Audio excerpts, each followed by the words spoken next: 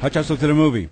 Nightwatch is a 2004 film from Russia that was that country's official entry for the 2005 Academy Awards, but if you think that's a good reason to see it, don't bother. This is a vampire movie and more, and if you hate fantasy films about vampires and more, then don't bother.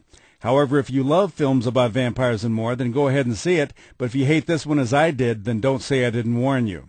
A long and impressive-looking prologue sets the story's premise. Centuries ago, two mighty armies met on a battlefield where a truce was forged. They were the forces of light and darkness and were known as the Others. A narrator tells us, the Others are as varied as stars in the sky, but of course the dark Others are evil and the light Others are not. Dark Others recruit innocent humans at night by drinking their blood, and the light Others try to prevent them from doing that during the night watch. Dark Others have the day watch, of course, but there really isn't much for them to do then. So after a brief episode in 1992, we come to present-day Moscow, where our hero, Anton, is a light Other with an important mission.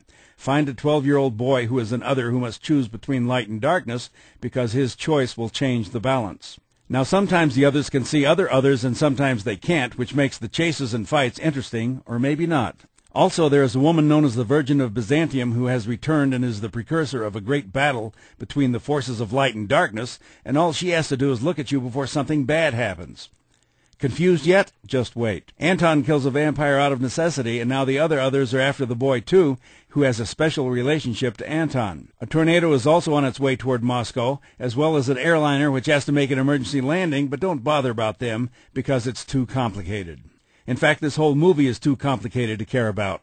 Nightwatch has a cop-out climax and is too confusing all around. I'm Dan Culberson, and this is Hot Shots.